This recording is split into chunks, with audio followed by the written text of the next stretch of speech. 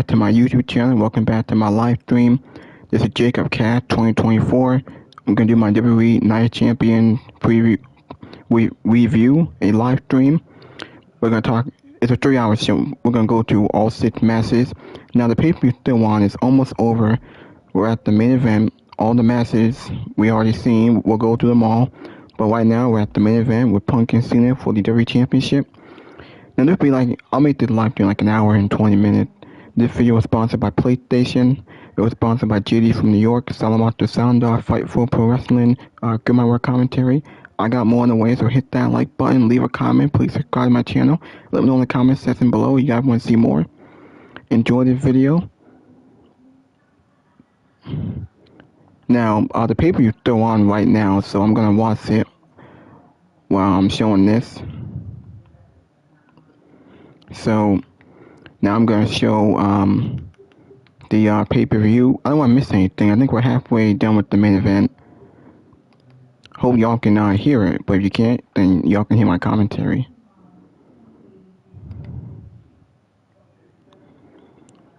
Alright.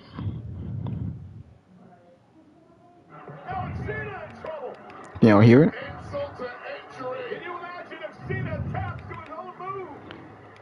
Now we got the main event right now. It's on right now. Now I'm not gonna show it because obviously it's on my PS5. But right now I'm watching it on Peacock. I changed my channel back to Peacock, and it's a pretty good main event. The builds have been great. The match is pretty good. The crowd in Saudi Arabia is awesome tonight.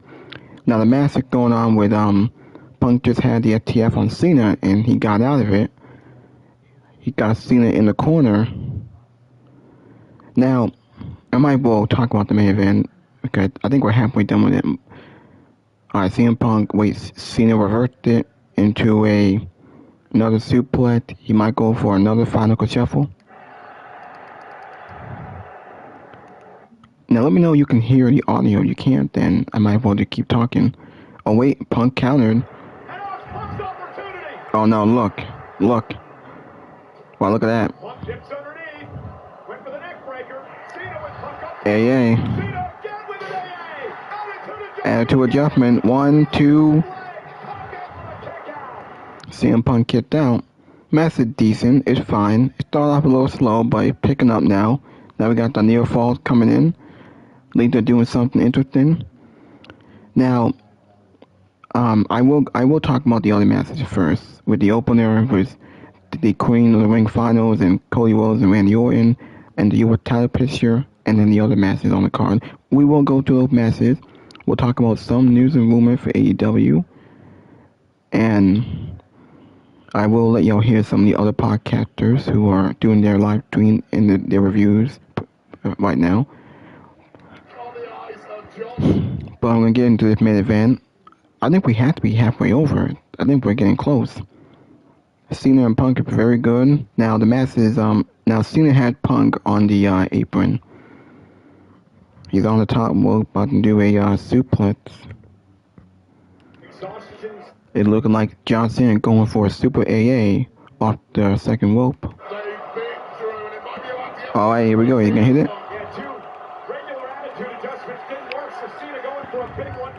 Uh-oh. Punk was blocking.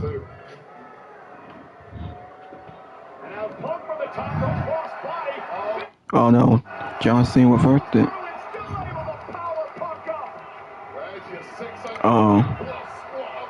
Oh now look. 3 AAs, 1.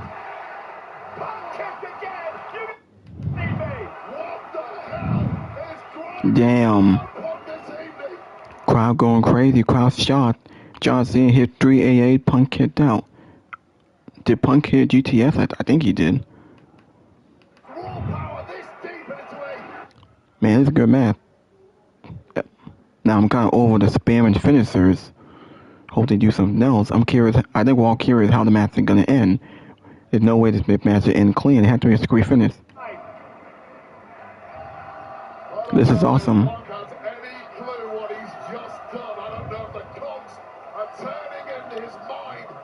Uh-oh. Who's gonna win here? Who's gonna win? John Cena gonna cheat again. He's looking at the title. He's gonna try to grab for the title. Is he gonna win the same way they done at WrestleMania and then Backlash? Come on. Well, disqualification means he keeps the title. What does John care? What does this new Cena care? We know what he's cooking up here. Oh. The referee warning Cena, you'll be disqualified. I think he cares. This version of John Cena. Why are you looking at the fan? Well, the WWE fan said no. John Cena belongs there. Maybe another AA. Punk up again. Uh-oh. CM Punk's turn. GTS going to sleep. Uh-oh. Can he do it? Cena kicks it too. Well, I am baffled. I am perplexed. Someone had to come out. Are we gonna see Seth Rollins come out? Cheap as hell. Getting some disqualified. Cause how did match gonna end? Shot, decline, and then kicks out of a GTS. Well, maybe the fans are starting to get to him. For the most part, it's been overwhelming love for Cena on his retirement tour, despite his actions. Well, maybe he'll allow the fans to get to him there. I don't know if I'm buying that explanation after what I've seen over the past few months from John Cena. Maybe. How did match gonna end? If we don't see interference, then what's gonna happen to CM Punk? What happened to Cena?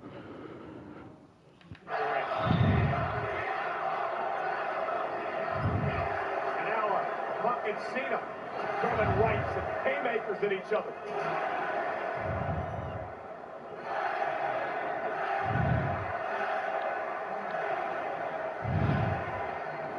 So right now they're going back and forth.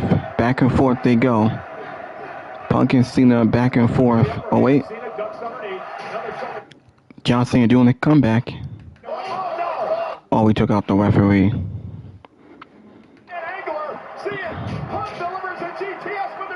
There's no official, so someone had to come out then. Unless we're gonna see Rollins with another official or something. There's no official here to count it. Well, 2 GTSs in 2 minutes absolutely should have got the job done.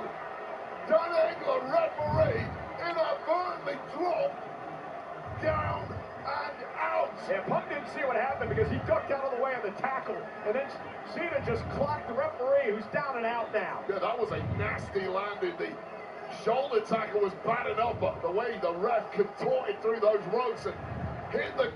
He called for an... Oh,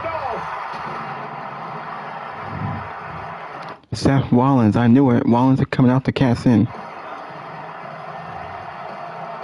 Mr. Money in the Bank, Seth Rollins. This is not unprecedented. Rollins cashed in to make a triple threat 10 years ago. And Rollins and his crew are here. Oh, wait up, you can't cash in Money in the Bank. Rollins had to cash in, right? Because unless Punk gonna get distracted. Well, there's no referee. That's a great point. Punk and Rollins are still feuding. Let me know y'all can hear the music. Can you hear the audio? Let me know. Otherwise, I gotta keep talking so I can be on commentary here. Uh-oh. For Seth Rollins to screw CM Punk tonight. Tremendous hatred felt over years and years. Maybe you've hit the nail on the head, Cole. And the mission is simply screw over CM Punk. And these big bad bruisers, Braun Breaker, Bronson Reed, flanking Seth Rollins. And Punk goes... Man, Rollins is walking so goddamn slow. It making it clear that is he gonna cast in or not, or is he just gonna stand looking stupid. If he does cast in, it's gonna make Rollins look stupid. Now who's gonna screw Rollins? Is it LA Knight or Penta? Go get him, boys! Big Bronson Reed, Braun Breaker go after Punk, and CM Punk trying to do all he can to avert disaster here. This is CM Punk has only been battling in this heat against the greatest of all time, arguably. Now Breaker and Bronson Reed both down and out outside the ring. CM Punk, oh my! Fans are chanting for OTC. Breaker, but Bronson Reed able to take control and turn. So John Cena's out, the referee's out. This is all, no one doing anything to stop this. Too strong weight up here, Cole. Now, planted onto and through. I guess we gotta wait and see if Rollins is gonna cash in. Otherwise, you're gonna have the briefcase still. You ain't cashing in on Cena. He's not cashing on Gunther either. Now these boys can do whatever they want. Punk is down and out. Breaker and Reed celebrating. Rollins is standing in the middle of the ring. Wait a minute. Oh my God! Oh my God! Rollins is calling for an official. Is Rollins going to go for the heist of the century? Oh, no, Cena not going to allow it to happen. Was Rollins going to try to cash in?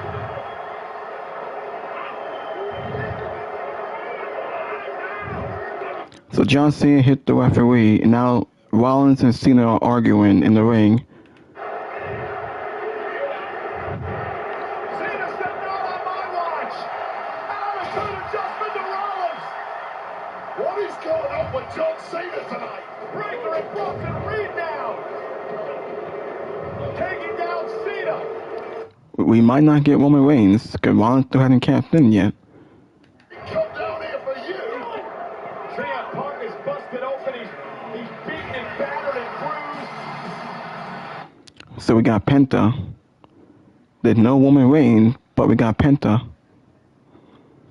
It's just Penta. Unless we're gonna see LA Knight. There is his own troubles with Brooks and Reed, Braun Breaker and Seth freaking Rollins of late.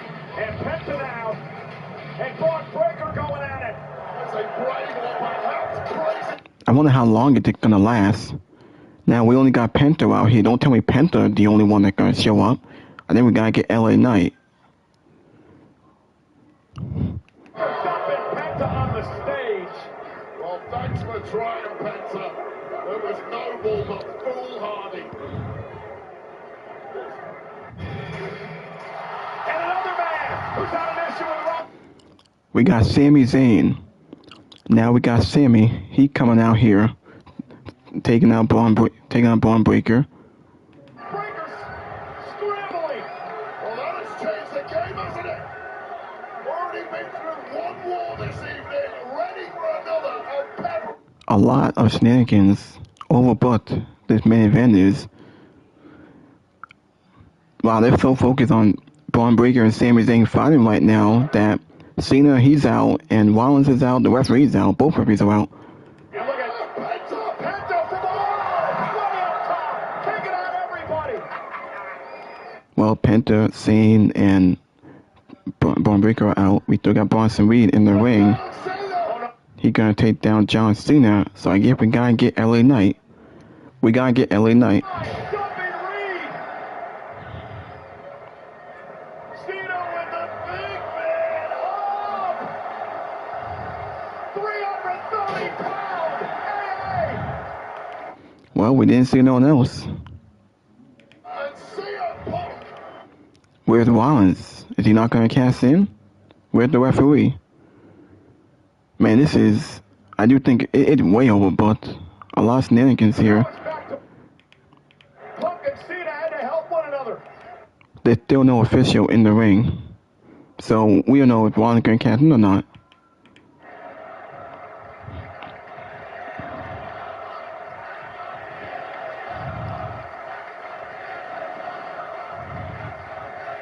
So we got the great shot, great stare down with Punk and Cena. Crowd going crazy. What's gonna happen in this match? It's a crazy main event.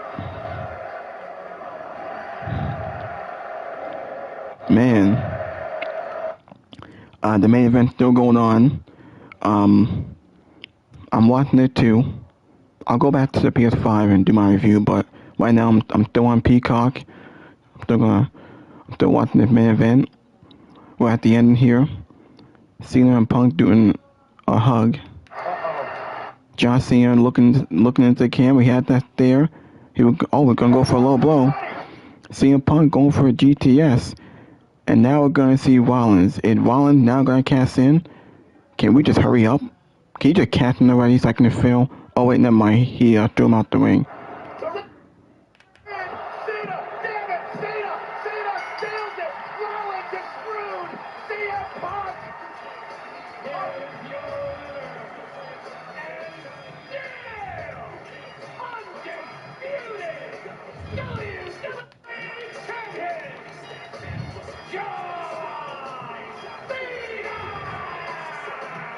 Wade, for 2 years, it has been Seth Rollins' mission statement to continually screw CM Punk. He did it in Elimination Chamber. He did it again tonight at Night of Champions. We're going to take a note. Well, there was no Roman Reigns. We didn't see Roman Reigns. We got Sami Zayn, Penta, Rollins tried, but he took out Punk. Cena took advantage. Rollins ain't catching on John Cena, making that very clear. You ain't catching on John Cena, and you ain't catching on Cody Rhodes either. And he's not catching on Gunther. Replay Man, Rollins looked stupid. from Seth freaking Rollins when Cena had other ideas. And John Cena dumping Rollins, taking advantage to once again retain the championship in controversial fashion. John Cena is still the undisputed WWE champion as his quest. And now the pay-per-view is over. As champion continues. Meanwhile, Seth Rollins has once again taken out CM Punk. You stay on and watch this. What a main event.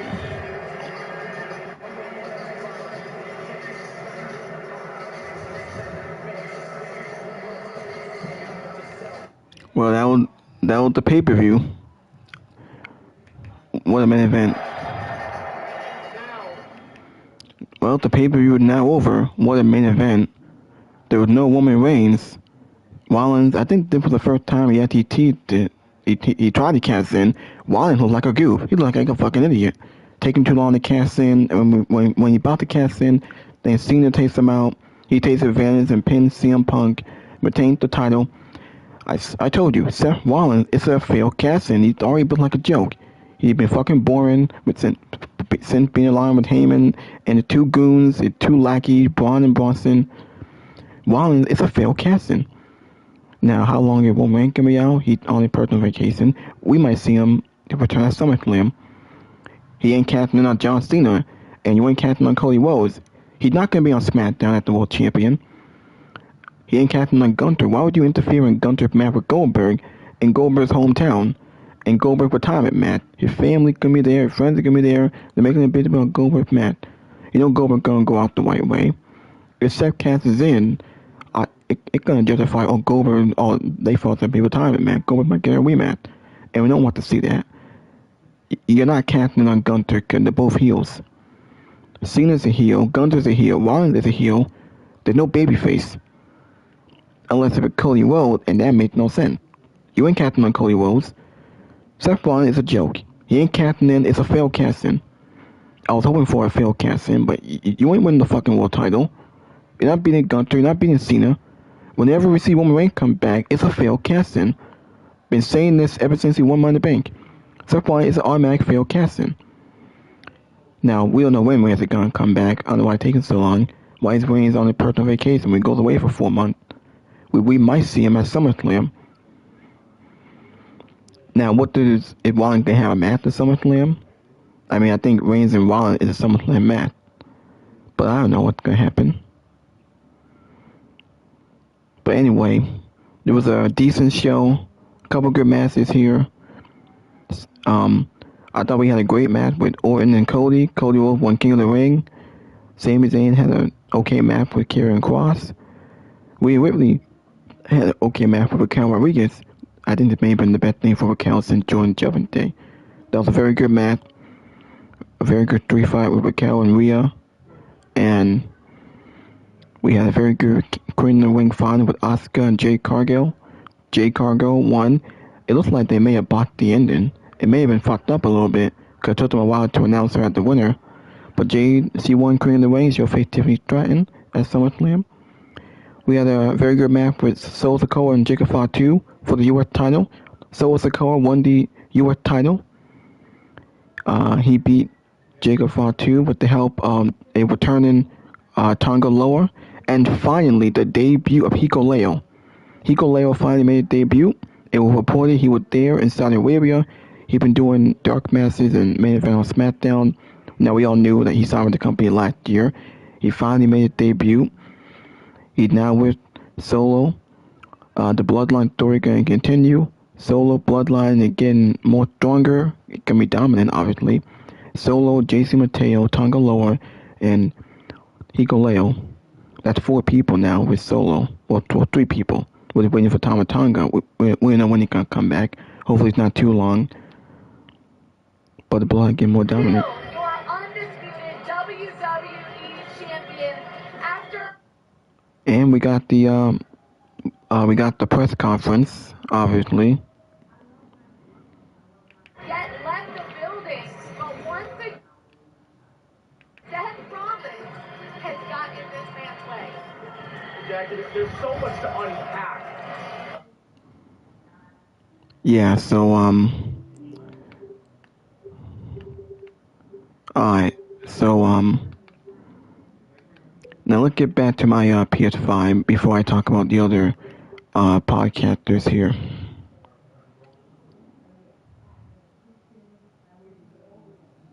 Alright.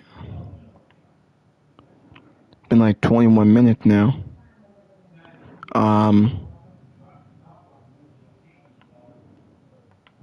Now let's go into the rest of this show. I had to put these on WAD because I couldn't get it on the pay-per-view. Now this was I'm sorry. Cody Rhodes and Randy Orton, they opened the show. I meant to put that earlier on, but they opened the show. And the opening match was very good, a very good match. I know a lot of people think that these 2 matches were rust. Punk and Cena, Cody and Randy, these were potential SummerSlam matches, or could probably be at WrestleMania. But they wanted to put it on Saudi Arabia as a filler feud for Night Champions. Because we all know, SummerSlam is going to be Cody and Cena. And we don't know what Punk does. Is he going to face Rollins again? Is he going to have to Gunther? What did Punk do in the SummerSlam? We honestly don't know. But, anyway, the opener with Cody Rhodes and Randy Orton, it was a very good match. Cody Rhodes won. Randy Orton tried to cheat at the end by Bowden. He tried to use a steel chair, gave it to the referee, and then he went over there to expose the turnbuckle, tried to hit Cody on the exposed turnbuckle. Cody countered and used it to his advantage, hit Drew Orton in the turnbuckle, hit him with a crossroads, and won the match. Now we saw the look on Orton's face. We saw how upset he was. He was pissed. Obviously, the seeds are being planted for him to turn on Cody Rhodes and turn heel and progress the storyline to a much longer feud. Because they are going to want it back, by the way. It's clearly setting up for a rematch. Whenever Cody went back to title, Randy Orton is his next big feud, next big program, a long-term program. They'll have a couple matches. That's what we're going to probably go for. It could be a WrestleMania match. But yeah, Cody Rhodes won.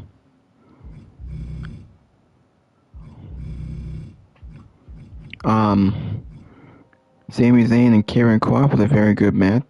The match was made official on Monday Night Raw. Sami Zayn punched him and said TikTok. I thought Cross was going to win it. I'm going to say Cross's first PLE singles match in 3 years. Last time he was on PLE in a singles match was against Drew McIntyre in Saudi Arabia at Crown Jewel. If you want to count WrestleMania 40, but that was a 6-man. I'm talking about a singles match. That was 3 years ago. I was hoping Cross would win, but Sami Zayn won. He beat him clean. Sami Zayn still being booked. He beat Karrion Kross in a very good match. It was just a filler match just to make time for this show. I'm sure a lot of people are surprised that we had 6 matches and not 4 or 5. But 6 matches is alright.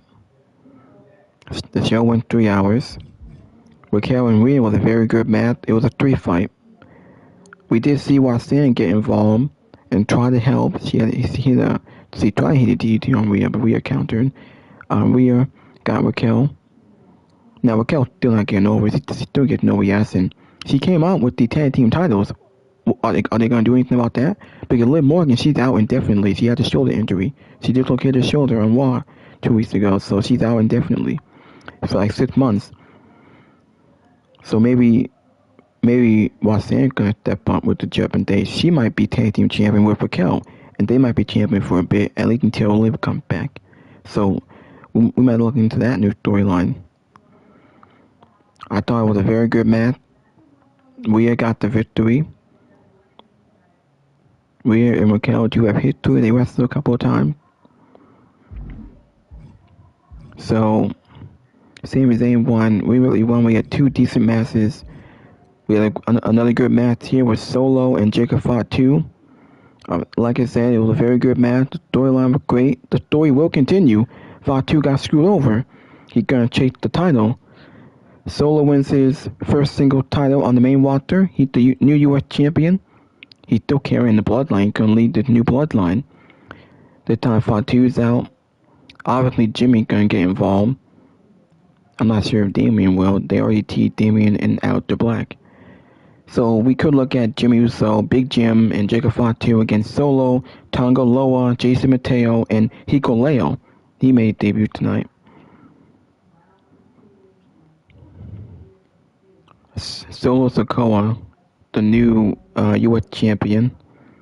Oscar and Jade was okay, was decent. They might have fucked up the ending. It felt a little bit bad and kind of odd how he won.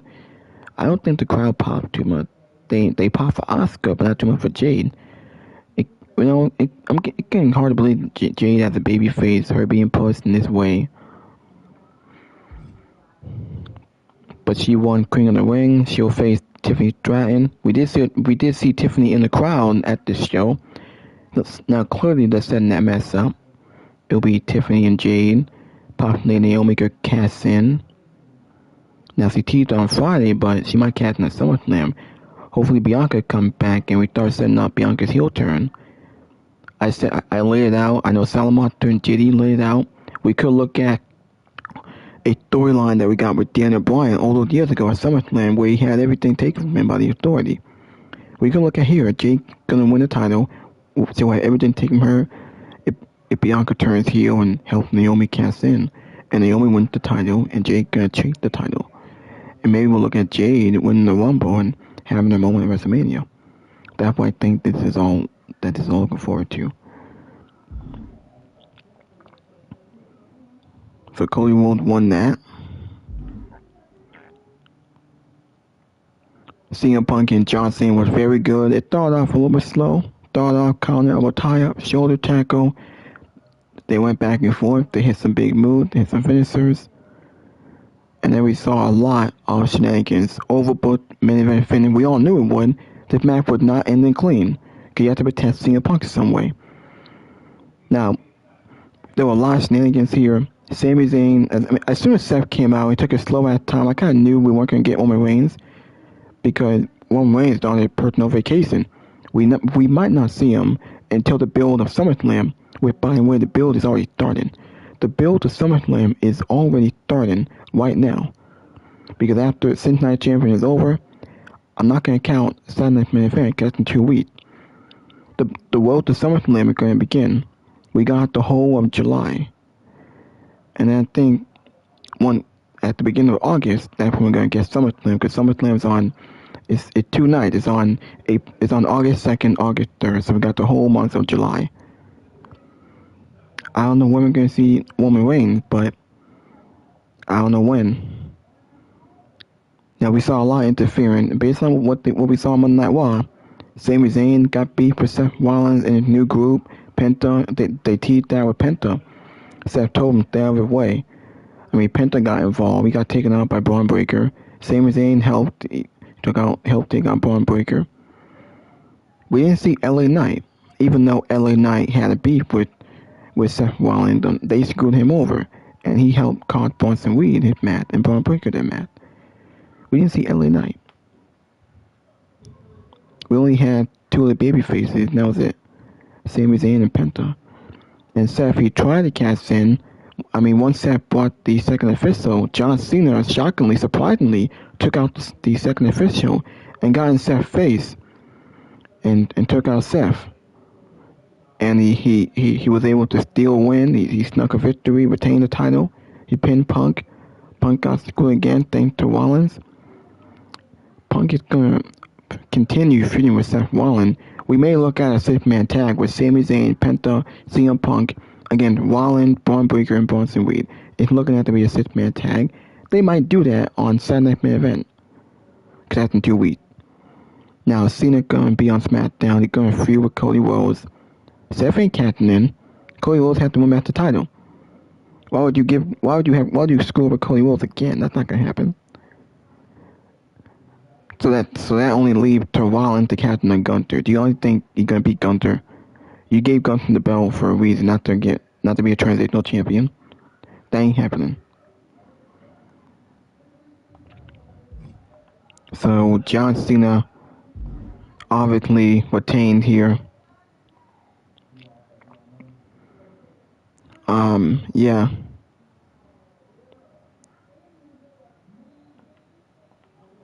Alright. Now, let me go into... Now let's go into some of the highlights here on YouTube. Watch the press conference, because the press conference is still on.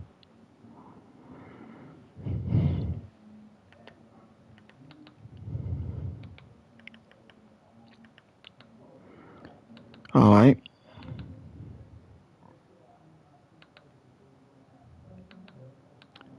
Now, and they're showing some of the highlights here. We got BC Amplified. He can review his pay-per-view.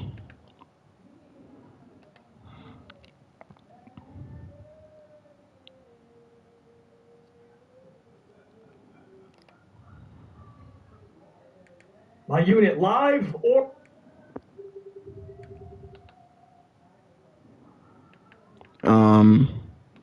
Alright. Here's the press conference. This card is... Now who's gonna be in the press conference? Have you tried new Parmesan?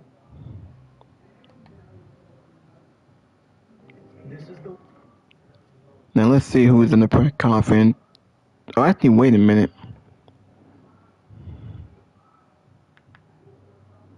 I probably should went on my phone first. Actually, wait a minute. I'm sorry. I should use my phone first so y'all can hear it. Hold on.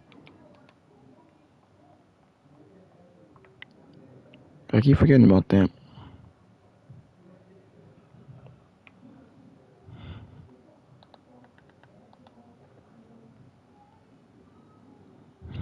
Okay. Alright, hold on a second. Just want to show y'all the highlights here.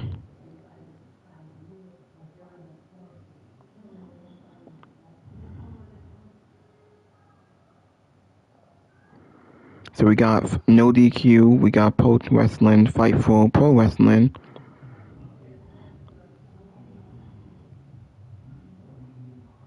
Okay.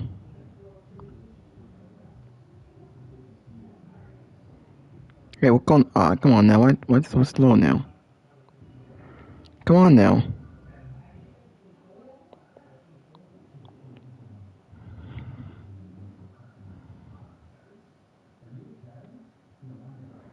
Alright. So,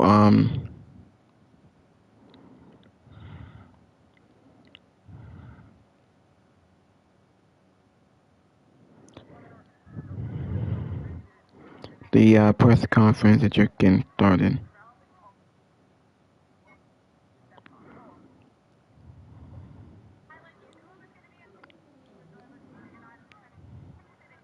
Five and one.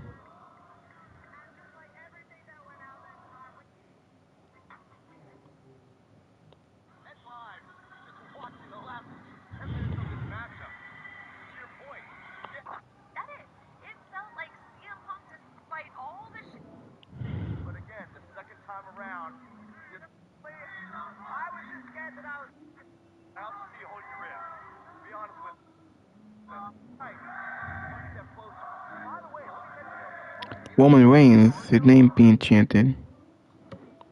Fans chanted for the OCT in the main event. He didn't come out. So when Reigns gonna come back? And what if Ron do at SummerSlam? Are you really gonna not book him for the show unless you're gonna cast in?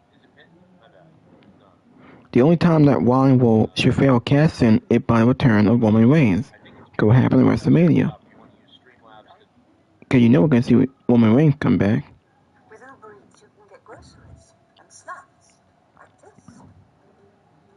But not. Is it business to present the virtues of this bill? Oh, Cody Rhodes is the first man to go on last at WrestleMania in an advertised match and then go on to win the King of the Ring, which is wild when you think about it. But it's fine. This is not going to be the last time they have a match. I mean, I think we know that. They're going to compete against each other many times in the future and play more off their history. And they were supposed to a lot more last night. They had those edits. FightfulSelect.com reported on some of. And Solo attempted to win, but Fatu kicked out, and then Fatu was able to dodge the Samoan spike. He went for the moonsault. He took out the henchman with the dive to the outside and then went for the moonsault. But we had the debut of Hikuleo, the third brother, the third son of Haku. He was in a couple of dark matches over the past few weeks, so people were expecting him to show up, and in fact, he did show up, and he choke slammed Jacob on the announce table, got him back in the ring, and then Solo hit the Samoan spike, got the 1-2-3 victory to become the new United States champion, and I believe this was Fatu's first pinfall loss in a singles match, maybe first pinfall match period in WWE. They've been really good about protecting him. Obviously, this was a 4-on-1 situation. Solo Sikoa wins. I was so close to picking Solo in the predictions. I ended up going with Solo by DQ, which means the champion would retain. I figured Solo had to win this match. Since it's the first match of the feud, I expected it to continue, and really the heel should be winning the first match. I was thinking he might win the title, but then I thought, well, maybe they'll just do some kind of a DQ to not have Jacob take a pinfall loss, but there you go. He lost the title. Solo's your new champion, and I suspect Jimmy Uso will get involved, and maybe even Jey Uso gets involved in this. We'll see what happens.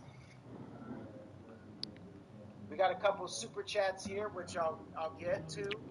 Going back to the Karrion Kross match, apologize for some really horrible shit that she spread. And with a Punk, I don't. Would he have ever have made his apology if not for having to do a Saudi Arabia show? So I would argue, like in the instance of Ronda, and maybe in the instance of Punk too, like there was no real incentive, and I would suggest no real forum to invite that sort of conversation for Ronda Rousey other than something like an autobiography. And maybe with CM Punk it would have been similar. She didn't write this in her book. She posted it on her own before the book. Like, Hikuleo he almost looked like Fatu a little bit. See how tall he is. See how huge the guy is, above the guy is. Or a Reddit. She was doing a Reddit, like an Ask Me Anything, and people just pelted it with this Sandy Hook stuff. And it did put her in a position to have to address it, but it was after the book had come out. I guess, like, do we know if, like, I'm sure Punk has had similar, but I don't think, to my knowledge, Punk has ever done an AMA or anything of that nature, nor, like, do I know if he's actually relatively asked these sort of questions post rejoining the WWE. But listen, man, like as I said on the Friday show, I mean, I feel like what's going on is relatively transparent in that this is a man who at this point is there to go to war. That it, or answer for your past, and if there are any lessons to be taken. Google Play Points unlocks a world of alright, okay.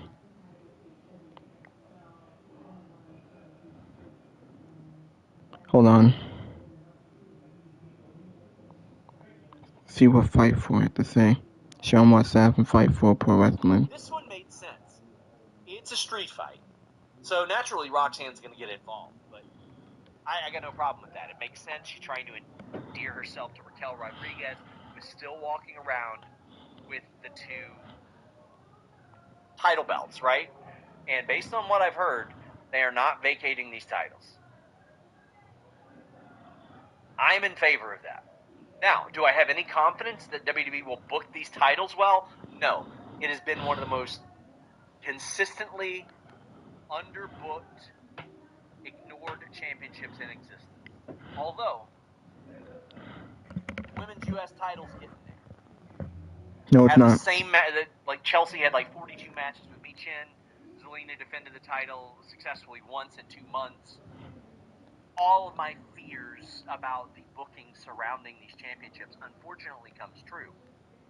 When really it should open things up and provide people opportunities that haven't been booked. And with the show going to 2 hours, although I am very happy the show is going to 2 hours, I think that that's going to get way, way worse. Way worse. That being said, Rhea Ripley, Raquel had a kick-ass match. I saw a lot of people saying Rhea Ripley wouldn't be hurt if she lost to Raquel. I don't think that Rhea Ripley would be hurt if she lost to anybody. That woman is bulletproof. She is as over as any women's talent since Becky Lynch 2019. AJ Lee was 2012. Sable 99. Like, very, very few people rank up there with how perennially over Rhea Ripley is. And I just love this match. Rhea got tied up in the ropes, gets beaten with the cane. The kick for the chair into Raquel's face was really, really good. Rhea grabbing her belt, whipping Raquel. They had the Roxanne interference, which put a little bit of doubt in there. Loved the Raquel twisting senton. It's a great move. But I loved the table psychology here. Because I don't know if you guys realize what they did here. They had a bunch of table spot teases without them actually going through a table. They had the first one with the announce table, where they took like the top off, right? And it looked like, oh, well, you assume when that happens, they're going to go through a table. Also, I need a kayfabe reason why that happened. I need a kayfabe reason why monitors and tabletops are removed from the tables. Like, just have Adam Pearce sit down and say, this is why. They get fined $10,000 if they destroy one of these. You know what I mean? As opposed to the table. Now, it wouldn't make as much sense as to why the hell the table doesn't cause that, but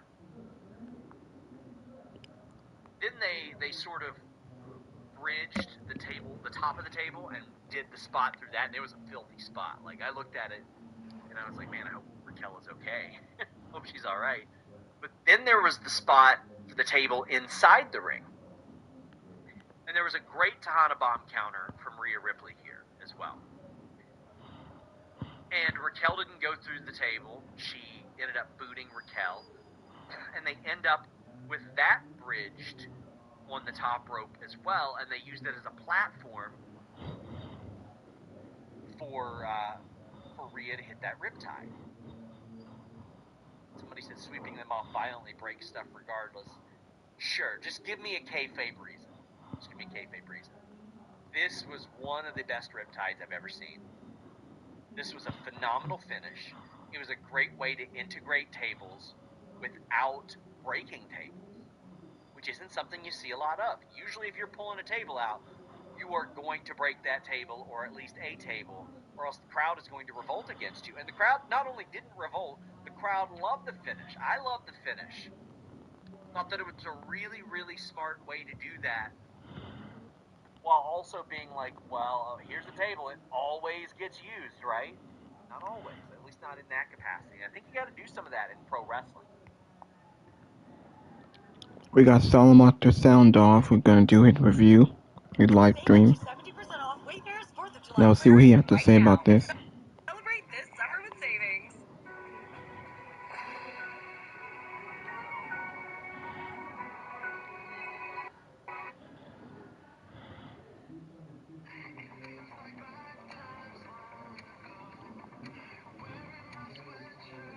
I have to wait for a little bit.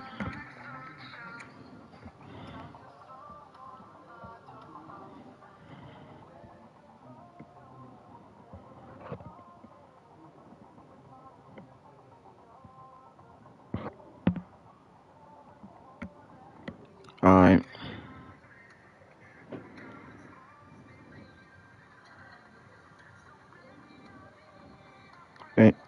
Let's see who else is going to be showing up here.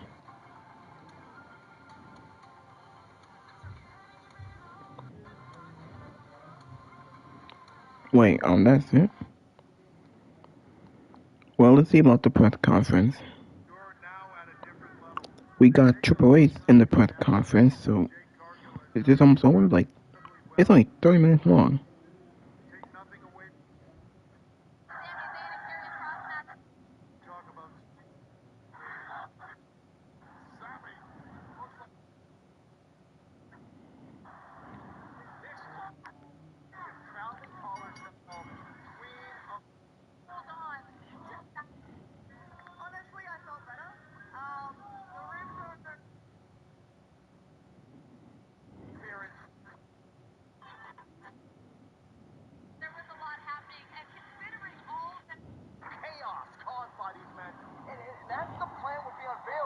We heard that Seth Rollins was trying to hand CM Punk to John Cena on a silver platter, but of course Charles Robinson gets called for John Cena now. I was hoping it would give me Roman Reigns that would attack the ref, but it was Cena.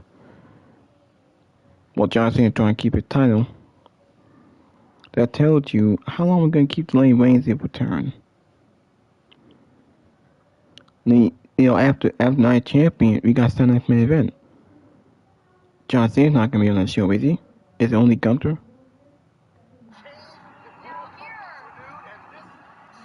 I mean, it made sense because Seth said he wanted to screw over CM Punk, and that's what he tried to do. It's not going to make sense if you're going to cast it on Gunther and Goldberg. That makes no sense. Leaving him out of it and just have it be Gunther and Goldberg. Gunther beat Goldberg clean. Goldberg gets his send-off in his retirement match in Atlanta, Georgia.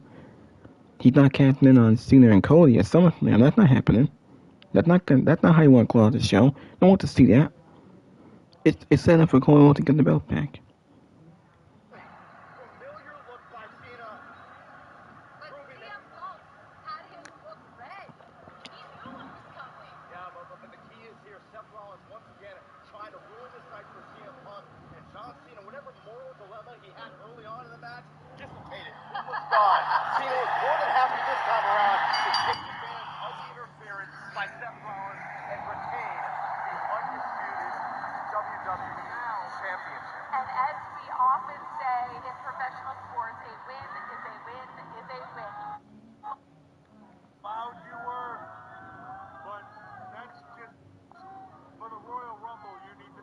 So it looks like the press conference might be over, because if we had Triple H here, usually the press conference is a lot more longer.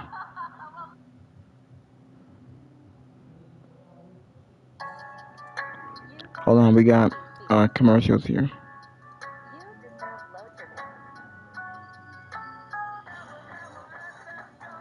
Come on now with the crap.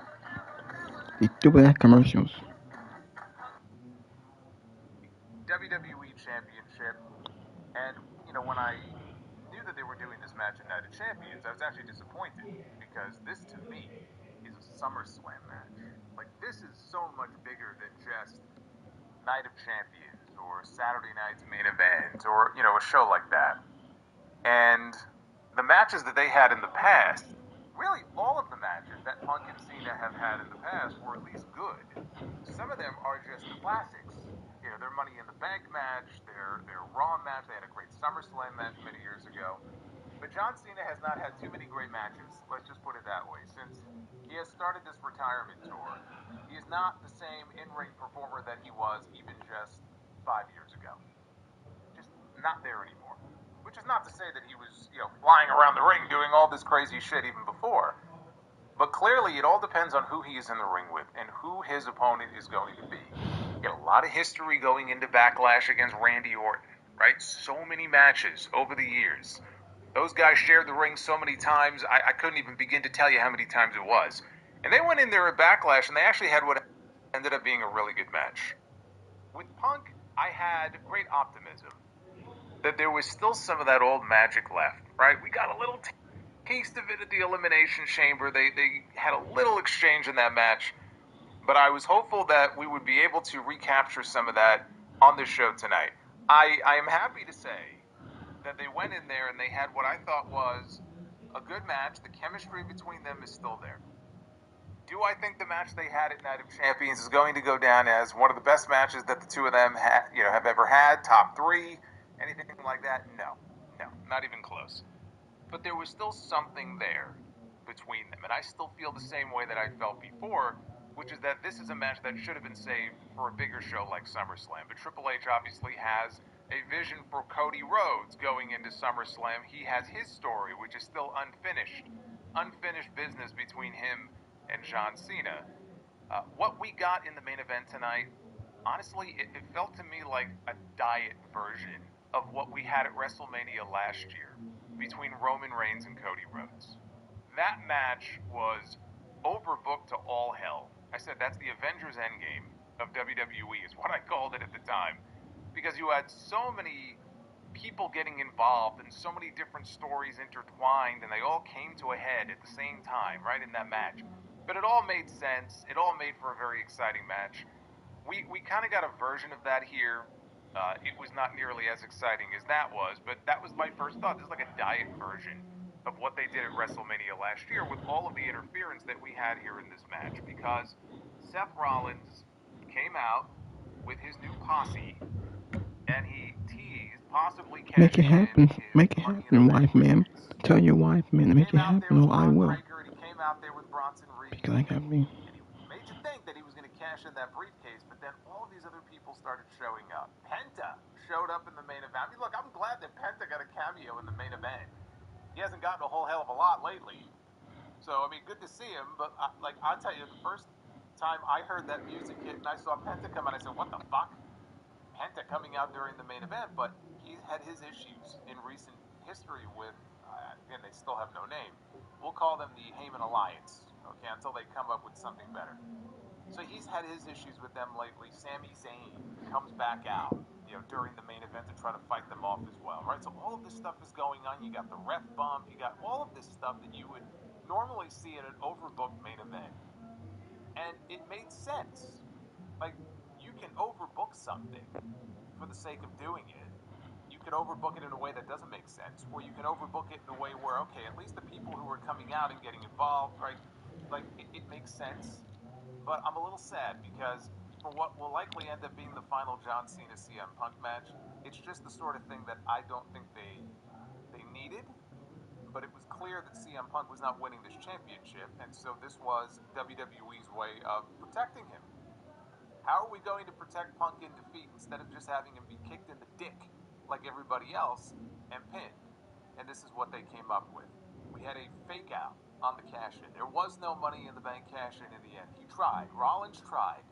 But in the end, John Cena sneaks out a win, pins CM Punk, and retains the WWE Championship. And there was no feeling that I had coming out of this show that would indicate to me that they're going to run this back again. We do have a show coming up in a few weeks on NBC. It's called Saturday Night's Main Event. If they wanted to do a Cena Punk rematch, that would be the place to do it. I don't think they're going to. I don't really see the point in doing it if they did this to protect Punk. What are you going to run it back for and then just beat him? I think this was it. I think this was the final chapter in their feud. What they gave us here was good. It was good. There were a lot of finisher spam. I mean, you have to expect that, right? Constant attitude adjustment attempt, GTS attempt. Dude, we were seeing this in John Cena matches 12 years ago. I mean, that's not really a shock. So we got a lot of that in that match as well. But when it was over, CM Punk got fucked over once more by Seth Rollins. And I'm watching this and I'm thinking, well deserved. This is what you get. This guy coming out here trying to cash in during your match, this is what you get for not costing him the Money in the Bank match earlier this month. We saw no Punk, we saw no Roman Reigns on that show. Seth just won the briefcase, despite all the bullshit that he has put all of these different people through. You allowed this man to to win the briefcase. And so now you paid the price for it. And it feels like we're headed towards another CM Punk Seth Rollins match, and onward we go. This feud, must continue. I mean, Punk's destination for SummerSlam is a little less murky, now than it was coming into this show, but we still can't say for sure that that's going to be the SummerSlam. I presume that will be the SummerSlam match. There is no debate, though, about what John Cena's SummerSlam match is going to be, because it ties in directly to the King of the Ring. That was the other thing on this show. We had the finals of the King and Queen of the Ring tournaments. The winners punched their ticket to a guaranteed championship match at SummerSlam against the champion of their respective brand. We already knew on the SmackDown side that it was going to be a SmackDown roster person on the men's side going to SummerSlam to wrestle for the WWE title, because it came down to Cody Rhodes and Randy Orton, two members of the SmackDown roster. On the women's side, we had Jade Cargill representing SmackDown. We had Asuka representing Raw. And things really, up and down the entire card, went exactly the way that I predicted they would when we ran through the predictions the other day. So it was a very predictable show. But it basically went the way that I think most people probably expected. King Cody and Queen Jade, they have their crowns. They will now be going on to SummerSlam to wrestle for the championship. Cody Rhodes and Randy Orton went out there and had the best match on the entire show. Jade Cargill and Asuka went out there and had probably the worst. Certainly, it was nothing that I am going to have any interest in going back to rewatch again. Yeah, I agree. Asuka did what she could. Yeah. But that was easily the weakest part of the entire show. Yeah, I think they fucked up the ending. The ending felt kind of anticlimactic. It felt like it was kind of botched. It wasn't that good. Both United States Championships changed hands in Riyadh this weekend. And that goes back to SmackDown last night. Julia beat Zelina Vega. She is the new Women's United States Champion. But on this show, Solo Sikoa wins his first singles championship on the main roster. He unseats Jacob Fatu to win the U.S. title. But that's not the only story coming out of that match, because we had a massive appearance during that U.S. title match. And a lot of people were probably thinking it coming into this show. We've been waiting quite a while for this person to finally show up on television. Yes, indeed. The great Tonga Loa is back on television. I know you missed him. Tonga Loa made his return during the United States Championship match. Oh my God. And he provides an assist to Jacob Fatu, or to Solo Sikoa against Jacob Fatu. And then this other guy, Hikuleo, I think his name is, he also made his debut during that match. Although, was never named. So Hikuleo is clearly dead, and so whatever the new name is going to be, we'll find out soon enough. Remember, a long time ago, we heard about them trademarking Tala Tonga. So I don't know if that's still going to be his name or not. But the fact that his name was never actually mentioned on the show is probably indicative of the fact that he is not going to be Hikuleo. But yes, he finally did make his debut here on this show. And the Bloodline, all of a sudden, the Bloodline was down to two. The remnants of the Bloodline, we were down to two. Solo Sikoa and JC Mateo. And it felt like, okay, maybe this thing is petering out, finally, right? Tama Tonga's been hurt. Tonga Loa's been hurt. Hikuleo's been missing for over a year. Maybe they're going to put the Bloodline stuff aside for now.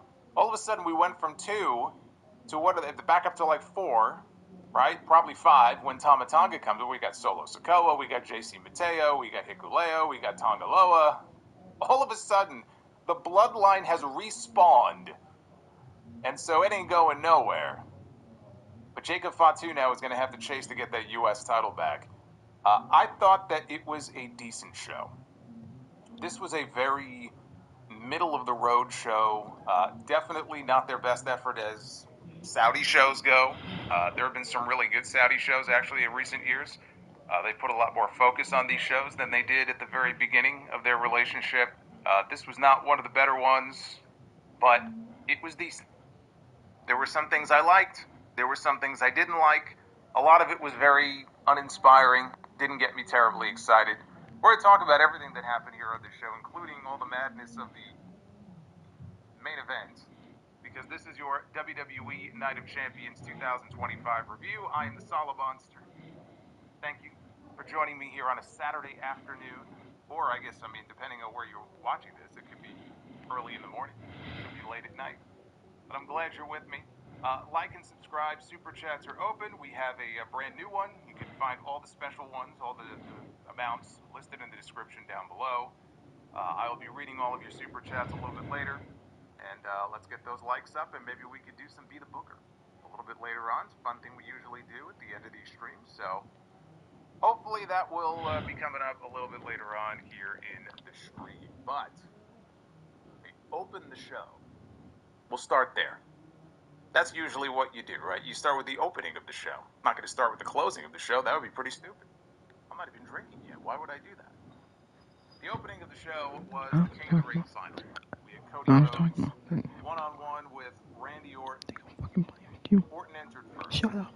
And they sang his song, so much so that they even looped it as they continued singing his song. They did the same for Cody Rhodes on his way to the ring. They sang him to the ring.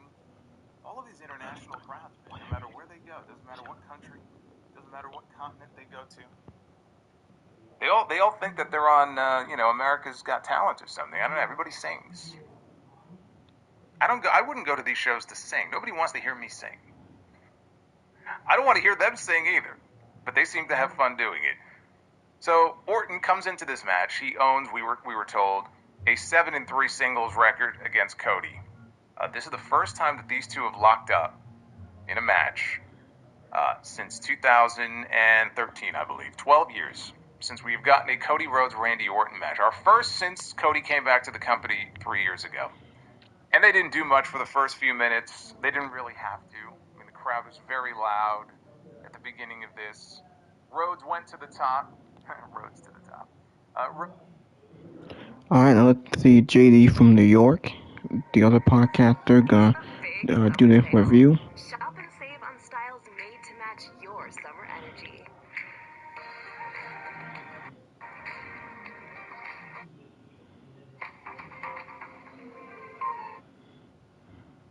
Randy Orton did not twerk during this match, but he may have tweaked the lower back.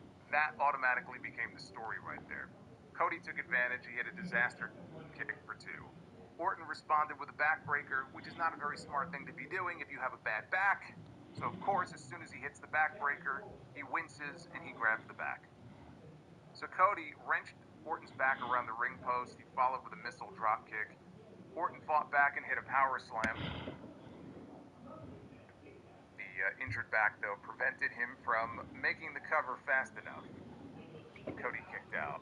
Rhodes was delivering 4 Come on now. forearms. Why is it so damn slow? He actually got some boos for doing that, because Randy was super over here. He hits a Cody cutter, only gets 2. Alright. Then he follows with a super Cody cutter, and still only gets 2. Yeah, Lucy in the chat, if Randy did twerk, he probably would throw his back out. I would think that the twerking would be probably the worst thing you could do if you have a bad back. Don't do that. Orton came back with a draping DDT. Cody countered an RKO attempt into a crossroads for a near fall. Rhodes stalled for a little too long, though, and Orton popped up with an RKO out of nowhere for a near fall. Orton went to the corner. He set up for the punt kick, and he begins to second-guess himself. He actually told a similar story on this show with John Cena in the main event and Randy Orton here in the opener, where there was a moment in each of these matches where they had almost a crisis of conscience. They were going to deliver a move, and they stopped themselves, and they thought better of it. In this case, probably cost Randy Orton the match, because he's second-guessing himself. Orton ultimately talks himself into it. Goes for the punt, but he waited too long. Cody dodges it. He applies a figure 4 leg lock until Orton got a rope break.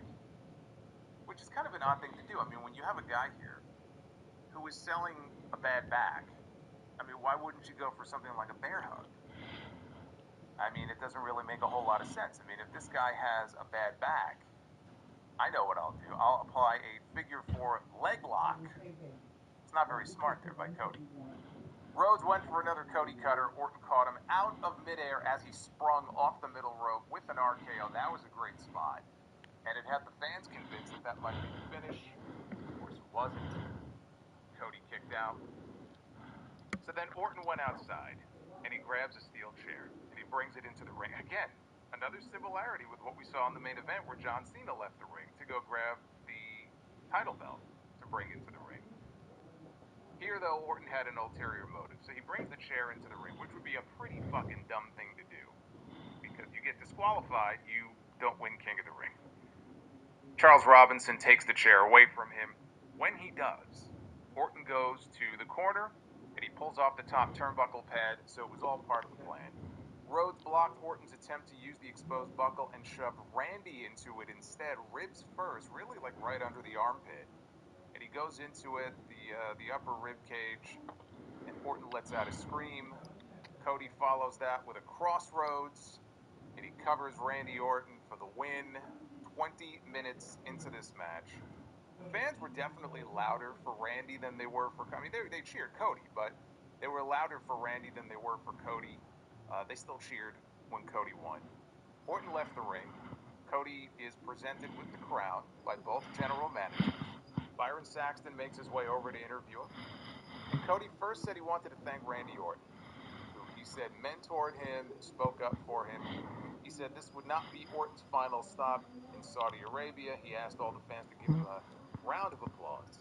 And you could see, because Cody had his back turned to the aisle, and you could see Orton in the aisle. So Orton turns around to, see this. But he did not look very happy. He did not have a very happy expression here on his face. Cody, again, had his back turned, so I thought that Orton was going to slither into the ring and drop him right then and there, but he didn't do that. Cody said that he would face either CM Punk or John Cena at SummerSlam. He knew how the audience felt when he went up against these beloved characters. That's what he said, characters. I don't know what's up with this guy, man. He's on the show here talking about characters. He's doing interviews talking about how, my time as a babyface may be coming to an end. I'm not liking this. I'm not liking this. I mean, I know the curtain has been pulled back like 95%. Just leave me that little 5%.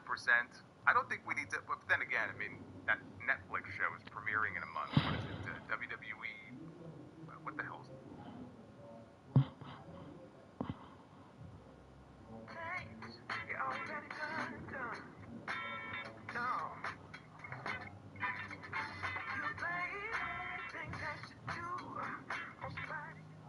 Is your team spending more time on timesheets than their actual work? Deltek Replicon simplifies time tracking by automatically capturing and verifying employee hours from the tools your team already uses. Try it today for free at replicon.com.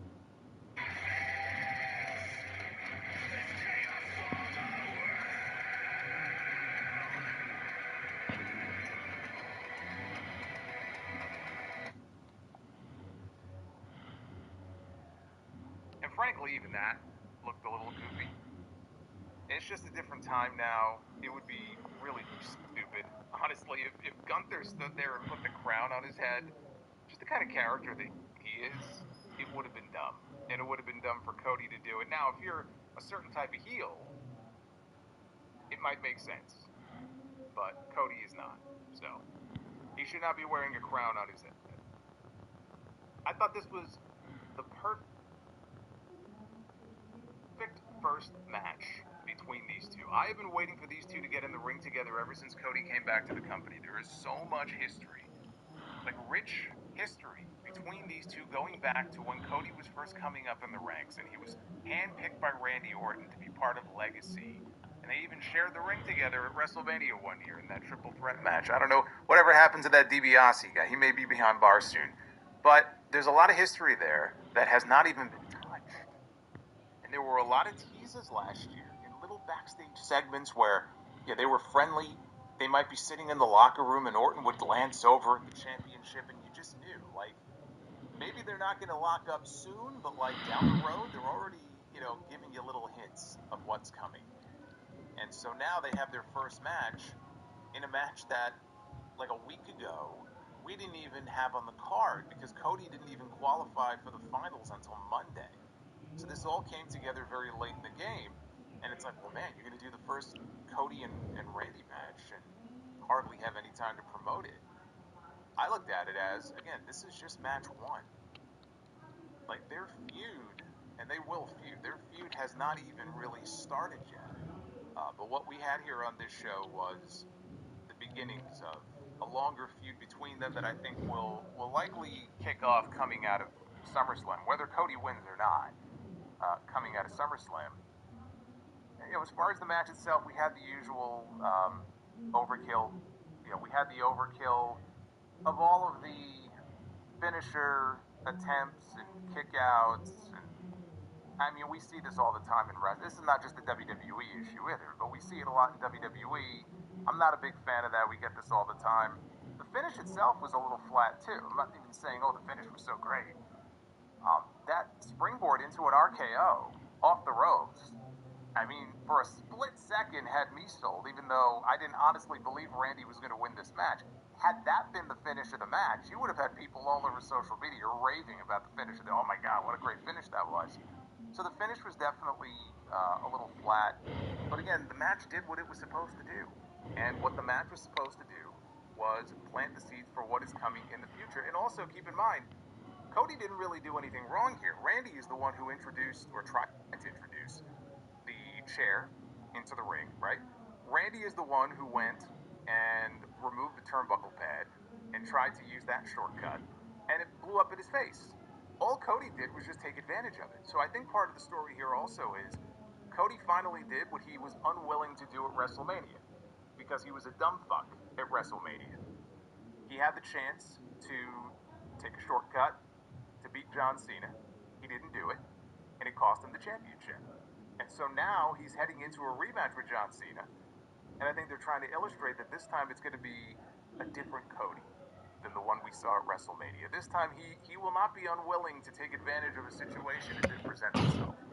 So that's kind of how I read into what they did here. Give your team the power of limitless potential. Boost productivity with multi-day battery life. Safeguarded by relentless chip-to-clap. For the build to SummerSlam. It may very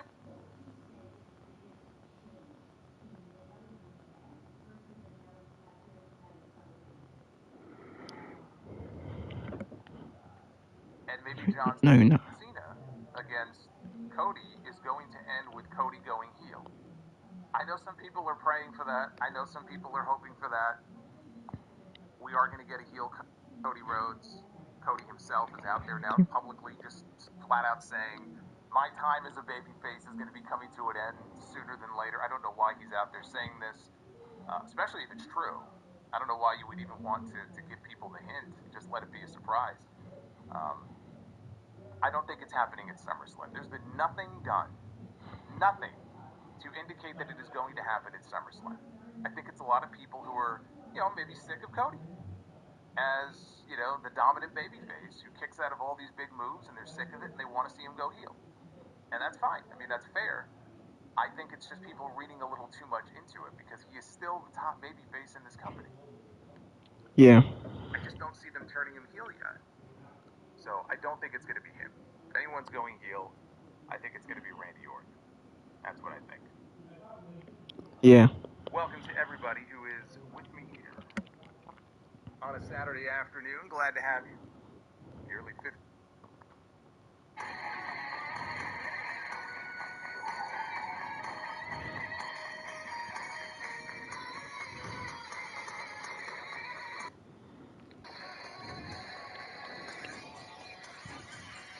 So it looks like the press conference is over. It only lasted like 44 minutes. We got Just Alex. We're going to do his podcast as well.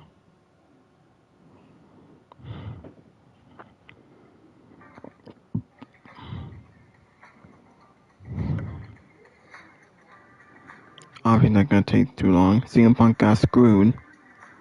You know Punk going to feud with Seth Rollins. We might get to the match at Sunday's main event.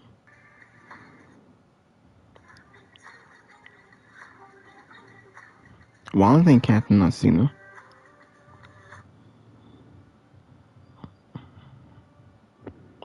We got the other podcast there, True Heel Heat Wrestling. Yeah. And I did like the subtle reactions of Randy after the match. Is he going to be turning heel like soon? That's the thing about Randy Orton. You're always going to expect that heel turn, like anytime, because he's an excellent heel. The question is now, sometimes these wrestlers, when they've been doing this so long, you don't consider them a heel or face because it doesn't matter anymore, because they're going to get that pop. It's just what they do in the ring. My point right now is I would say look at Seth Rollins. Like, he still gets cheers, but it is kind of died down. So, like with Randy, he's going to start a feud maybe again with Cody, or something like that, because I definitely see it happening. Right now, I assume the way they made it sound, and I think it's the way they're going, is it's going to be Cody and Cena at SummerSlam. However, because I like to watch things burn, there was a part of me that said, "Holy shit! What if?" And I know I hate bringing this out there. What if it's? I could totally see Cody and Goldberg at SummerSlam.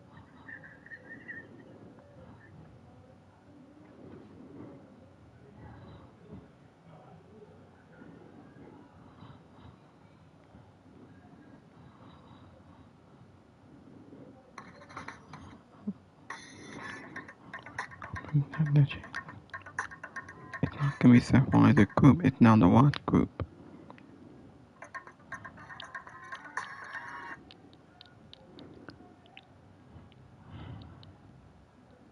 As I said as much on social media, is this going to be a show that, over the course of time, I'm going to go back and rewatch? No.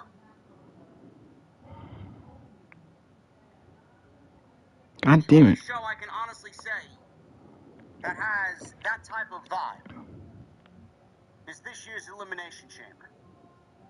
That is something I'd actually go back and rewatch over and over and over again when the time calls for me to watch that show again. And that's the problem with these Saudi shows, man. That's the problem with a lot of these B-level pay-per-views that WWE tends to book in between the major shows. They are just there. Like, we get it.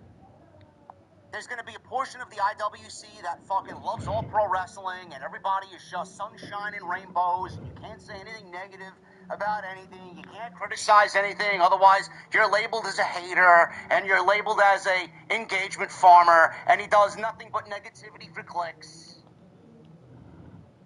That portion of the IWC, to me, are a bunch of fucking weirdos, because they don't really act like a bunch of normal human beings. That's not real life. There's a negative in every aspect of every part of your life. I'm here to call out those negatives, and then when we find the positives, they are very few and far between. They have not done much of anything to give me an overwhelming sense of positivity. So why would I go head in? Why would I dive head first into the pool, all of a sudden just gleaming with positivity, when we've gotten nothing but negativity back? If the show was fucking great, I'd start this show off with a smile on my face and everything would be great. Everything's great, man. I love pro wrestling. I'm such a geek, man. I'm fake reacting to everything online. I'm so excited. That's not normal. It's not the way a normal human being operates. You're weird. These shows don't mean anything. Exactly. They don't mean anything. Just a Saudi show, They don't Philippines. feel big. They don't feel important. They're in, they're out, they're back home. It's wrestling on a Saturday afternoon at 1 o'clock. Here I am at 4:30, 5 o'clock now, live, talking about what we watched.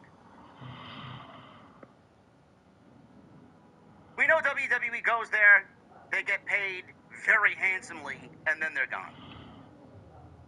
As long as they are giving that audience and that kingdom something relatively close to what they are desiring, to them, they got the WWE Empire performing for their people. That's all they give a shit about. Me, I'm looking for larger than life, man. I'm looking for a main event that's going to deliver. I'm looking for a show that's going to be remembered. Remembered. Not one and done, 24 hours, we're on to the next, man. None of these shows have any lasting impression whatsoever. That's it. It's like a fucking band putting out an album. They got 2 songs that are really great out of 12 on an album. And within 3 months, the album's dead. And you're already waiting for them to put out another album. On to the next. It's not a me problem, man. Pro wrestling sucks in 2025. Really does. If there's one thing, we are now on our way into July, folks. More than half of the year is over. 2025 will be remembered for both companies in the United States having an incredible lack of creativity, to the likes of which I was hoping we'd never see again. Yeah, here we are.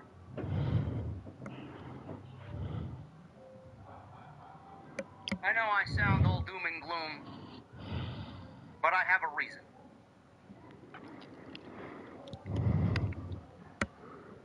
Too many times,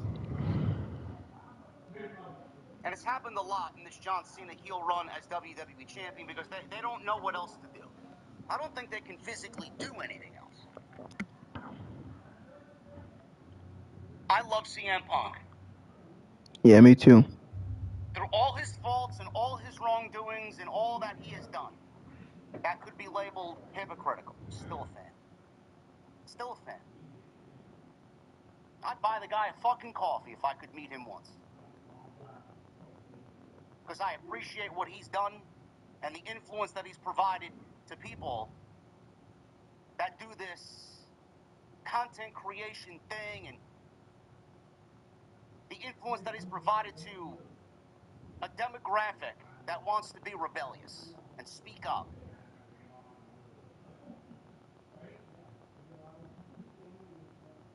I thought what he and John Cena did tonight,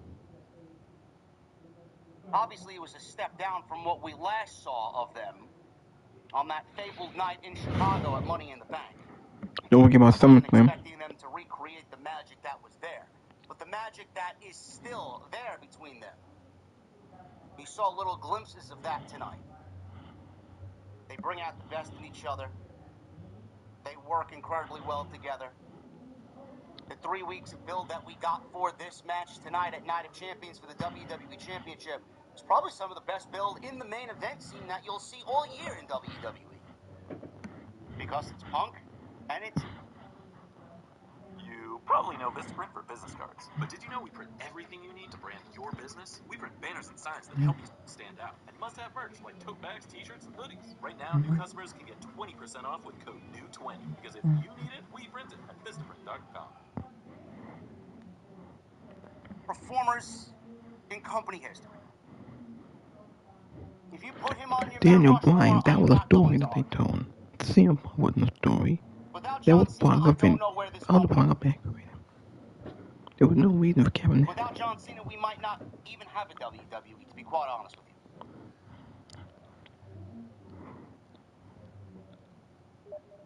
I understand that what we're getting this year is the final time we're going to see John Cena, and a lot of the people are going to use the excuse of, stop complaining, it's the last time we're going to get it. That doesn't mean we have to attack everything with a lack of creativity.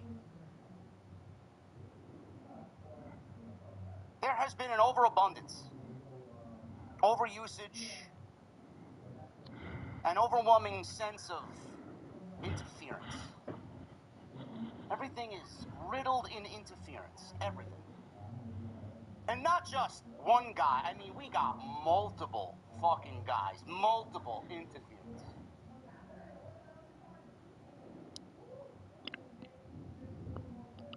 WWE tonight basically did a miniature version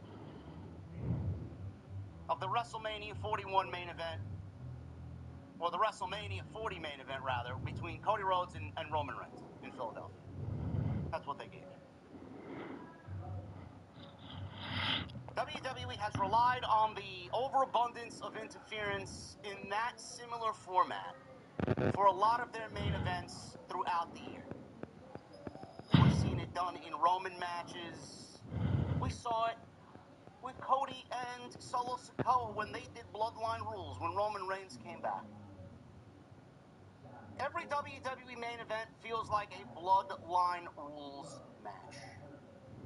It's the best way for me to explain it to you.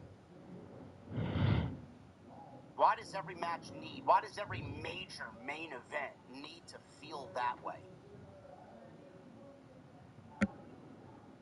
What we got on that night, WWE seemingly cannot let it go. Because everybody across the fucking globe loved what that match was. The thing is, you're never going to be able to recreate that moment with the characters that were in that moment on that night. Yet WWE has tried to recreate that moment time and time and time again. And the more they do it, the less it feels special. I get that John Cena is not capable of doing any more than what he has done so far. But when you have a main event between John Cena and CM Punk, and you need to resort to interference and interference and interference, and you got to have 7 other fucking guys out there to a match to get to its conclusion, I find that to be very lazy. And the funny thing is, it's not going to be the last time WWE does it until John Cena loses the championship. And the funny thing is, you're probably going to get the same thing on July 12th when Jon Moxley wrestles Adam Page for the AEW World Championship. You don't think that they're trying to take a page out of Cody and Roman's playbook at WrestleMania 40? You got to be absolutely fucking mental if you don't think that they're using that match as a blueprint for what they're doing in Texas. I can tell you, I can see it right now. You're going to get interference from everybody in that match. Darby, Sting, Jay White, the Death Riders, Samoa Joe.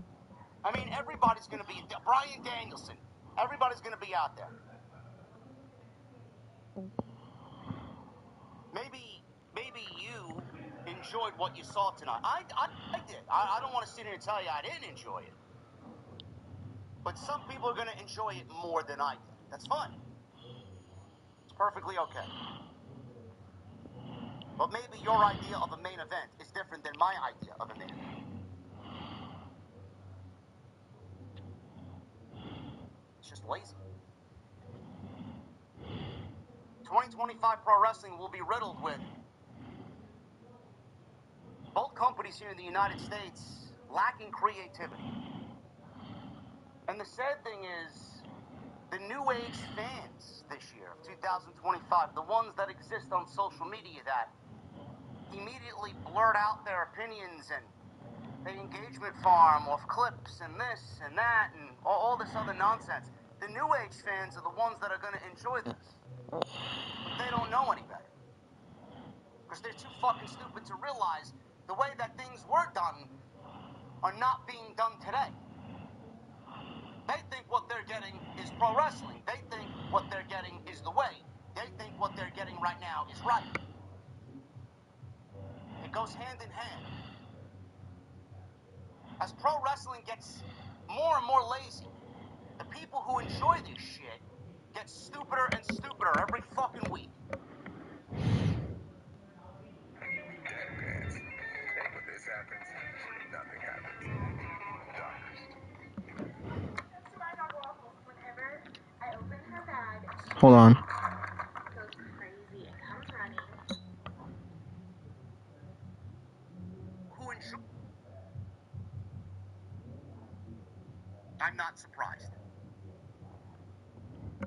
average fan is fucking stupid. And the current fan who enjoys this is not making any of this any better.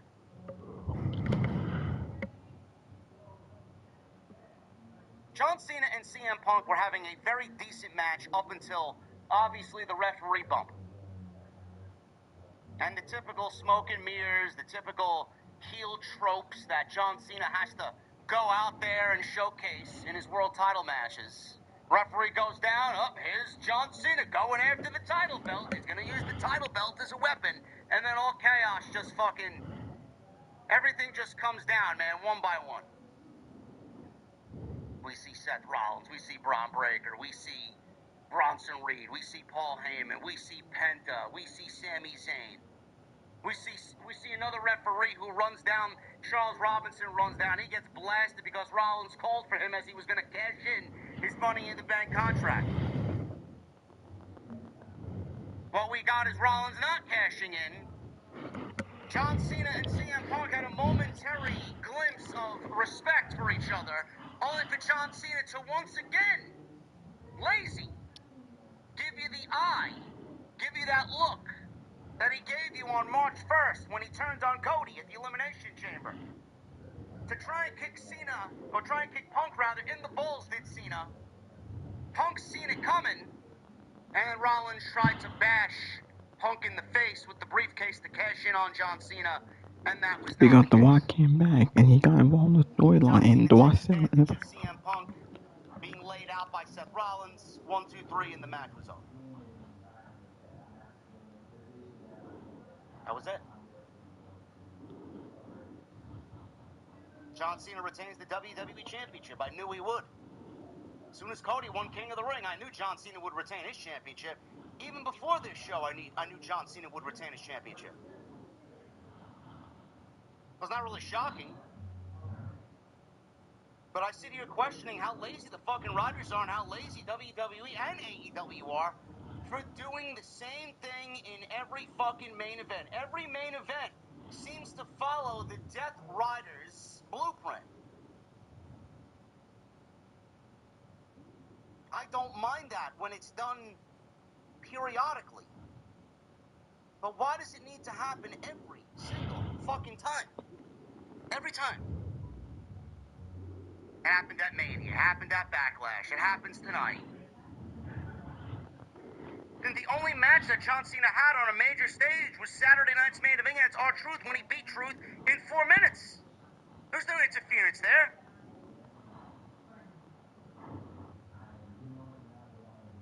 Maybe you feel differently. Maybe you look at it differently. Me? I look at a main event as two of the biggest stars in the company battling it out over the biggest prize in the company with the notion of who is the best.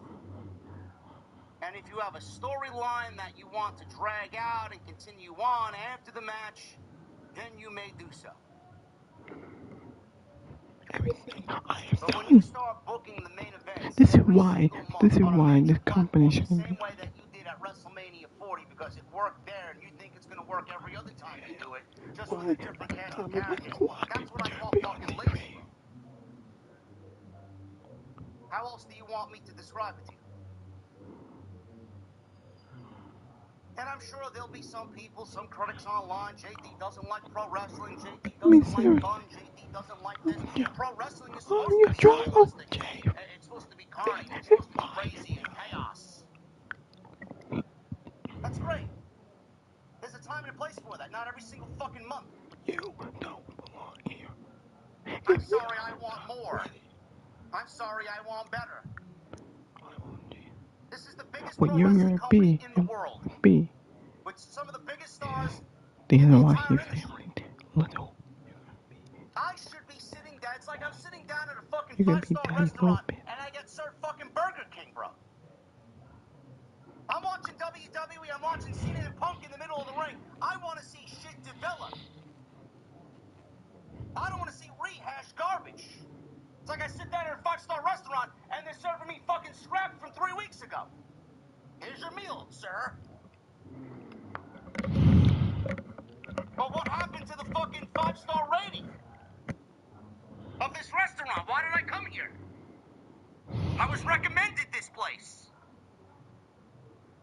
Steak tastes like fucking shoe leather. Mashed potatoes got fucking hair in it. Macaroni and cheese is fucking 3 weeks old stale. Does nobody want better?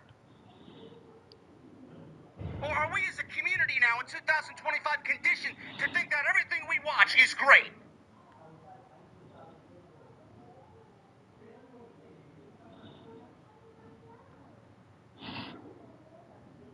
Sorry, bro. WWE is boring. AEW is fucking clueless. You are a weekly, episodic television show. You work 52 weeks a year. I'm not expecting every week to be a fucking Academy Award-winning fucking show. But when I start to see the similarities, and I start to see a company and a writing team start rehashing their own work, you know we're in a bad period, bro. You know we are in some down times. All the other numbers may be up. The creativity, though, is fucking zero.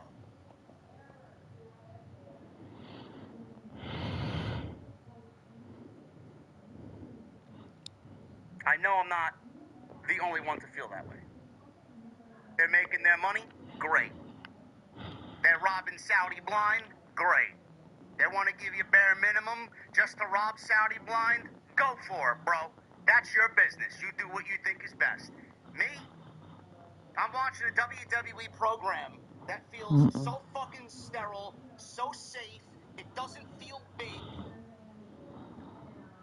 And I gotta watch John Cena on his last legs in his final year of a 21-year fucking career do the same typical heel trope that's been done before him for decades.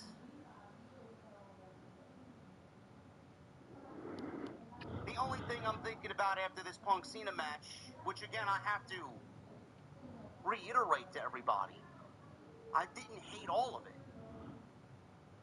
But the one thing that got to me at the end of that match, the one thing I was thinking about, is I can't wait for this Cena run to be fucking over. I don't give a shit who the championship goes back to.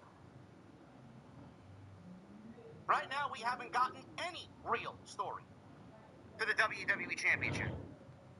Since Cody won it last year in Philadelphia, we haven't had a real fucking story with the championship since he's won it. He's had some great matches, Kevin Owens, AJ Styles. I get that Cody's been a great a great fighting champion. But let's be honest, his title run wasn't riddled with fucking story. For the first half of that title reign, WWE didn't know what to fucking do with Cody Rhodes. They waited and waited and waited until one day they finally woke up and decided to give him a Kevin Owens story that was fucking great. Then The Rock steps in front and is this huge roadblock. Oh, I want your soul. Only for that to not play out. Then we got this shit, and now we're back to giving the title back to Cody. What are you going to do differently in Cody's run, second time, that you didn't do the first time? That's why that Randy Orton situation tonight looms very large. And why I said I can't wait for this John Cena storyline to be or this John Cena fucking run, heel run, to be over. This is not what I call main event, bro. I'm sorry. Your version of a main event and my version of a main event are two fucking completely different things, man. I want... Listen, I complain about AEW. I complain about AEW having too much wrestling. But the one thing that they know how to fucking do is give you a main event with real fucking main event implications. They go out there and fucking wrestle. Just look at what we got with Hangman and Ospreay. To me, what they did, what they constructed in the middle of that ring, that's a fucking main event. Not this shit. Can't hate on everything that they fucking do. That is a main event. Exactly. I don't know what the fuck this shit is. I don't.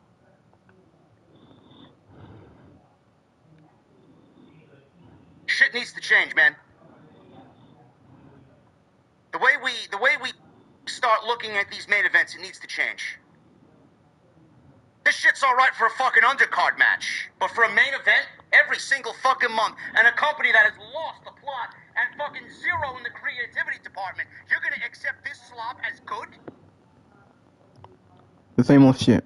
So from my point of view, those people who agree with this shit and those people who like this shit, you're more than welcome to enjoy it, bro, but you are the fucking reason why WWE will never fucking change.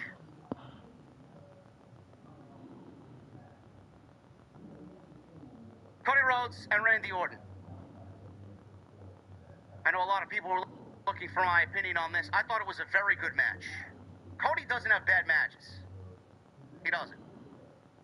And with the history that exists between Cody Rhodes and Randy Orton, there was no way that this would not be a good match. If you're asking me my upfront, honest opinion on it, I enjoyed what Gunther and Randy Orton did in the King of the Ring final last year more so than I did Cody Rhodes and Randy Orton this year. Just my head-on take looking at what we got tonight. And the one big takeaway is the look, the disgusted look that Randy Orton gave Cody Rhodes as he was being handed the crown by Byron Saxton tonight. We'll talk about that. You and I got hit when you and I Solo have. Sikoa wins his first major WWE. God damn it, the damn commercial, man. Get out of here with that. Hold on a second. Made 7 people coming out. Gee, man. Where's the creativity there, bro? I'm supposed to just lay back and accept it, right? 0 creativity. Solo Sikoa wins the United States Championship with the debut of Hikuleo. Nobody knows what his name is going to be in WWE, but he finally showed face tonight, and he looked dominant. We'll go over that. Rhea Ripley and Raquel Rodriguez. That was very good street fight tonight, and then Jade is a fucking train wreck. Jade Cargill wins Queen of the Ring, and my God, man, I don't know how many times I gotta repeat myself. I sound like a broken fucking record, man. Jade Cargill is not ready for the prime position that WWE thinks. Exactly. Math wasn't that good. I don't give a fuck what happens from this point on. If that belt isn't on Naomi, WWE Creative will have fucked up again. Exactly. We're gonna go over this Jade's not getting over with the crowd, and that was a shit match. And a shit ending. That was bot. They fucked up. 2025 post show right here on Off the Script. It is your Saturday, June 28th, 2025. Alright. Super chats are open. Get them on in. We will hang out and discuss. I think I made this long enough. Hit that like button. Leave a comment. Please subscribe to my channel. Thank you for watching. Thank you for all the support. Follow me on social media at NY206, Twitter, Instagram, TikTok, and Cameo. Hit that subscribe button down below. Turn on the bell for all. I'll be back with more.